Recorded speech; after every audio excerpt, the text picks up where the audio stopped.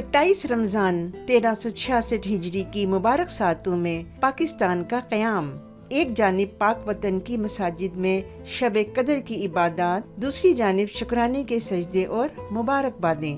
صدر پاکستان ڈاکٹر عارف علوی نے خصوصی پیغام میں کہا، پاکستان 27 رمضان کو قائم ہوا جس کے لیے بہت قربانیاں دی گئیں۔ 27 رمضان المبارک کو پاکستان آزاد ہوا، تو میں سمجھتا ہوں کہ مسلمانوں نے ہند کے حوالے سے یہ اللہ کی بڑی نعمت ہے جو 27 رمضان المبارک کو مسلمانوں نے حاصل کی، بڑی اس کی قدر کرنی چاہیے۔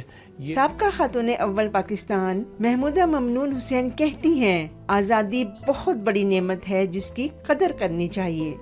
آزادی بہت بڑی نعمت ہے جو ہمارے بزرگوں اور نوجوانوں نے بڑی قربانیاں دے کر اور تکلیفیں اٹھا کر اس کو حاصل کیا ہے۔ سیاسی و دفاعی تجزیہ نگار جنرل ریٹائرڈ عبدالقیوم نے قیامی پاکستان کے لیے 27 رمضان اللہ تعالیٰ کا انتخاب قرار دیا۔ تو یہ ایک بہت بڑی ایک پاکستان کے لیے اہمیت ہے کہ یہ اس دن 27 رمضان کی دن پاکستان وجود میں آیا، اور میں ہمیشہ یہ کہتا ہوں کہ یہ کوئی اتفاق نہیں تھا، یہ اللہ تعالیٰ کا انتخاب تھا۔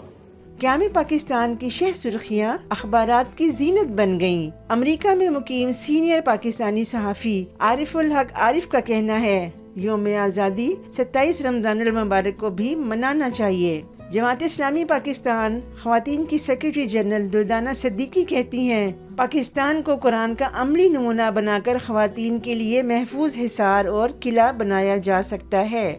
27ویں شب وجود میں آنے والا وطن عزیز ہمیں یہ احساس دلاتا ہے کہ اس کو قرآن کا عملی نمونہ بنانے سے یہاں کی خواتین کے لیے مضبوط حصار اور قلعہ ثابت ہو سکتا ہے۔